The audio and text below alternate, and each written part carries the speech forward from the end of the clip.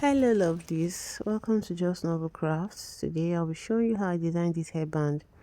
Just pay attention to the video and you'll get all the details.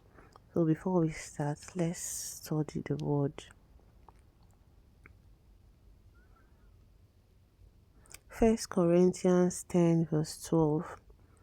So if you think you're standing firm, be careful that you don't fall.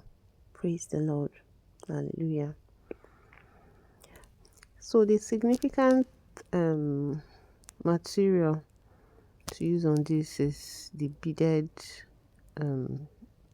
wire work.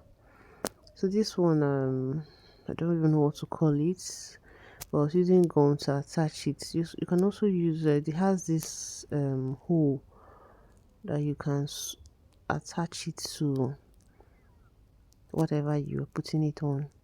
But first of all, I have to use gum to make it stable, like to see everything arranged well before I had to use my needle and thread.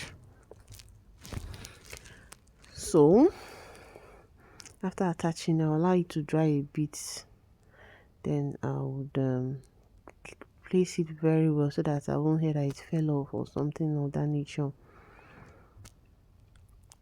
Then arrange our this is our beads. We are going to put it in the wire work. You have to watch my previous videos or check the description to the link on how to make this wire work beads. So after I did this, I started tacking it because I didn't make it, I just made it to the extent I could. I didn't make it very long, you understand, especially for beginners. This is what you should be doing. Do it gradually. Then I now tacked it with invisible thread to the hairband so that you understand, you don't have to start seeing thread. The fishing line is like an invisible thread. So that was how I attached it to the hairband.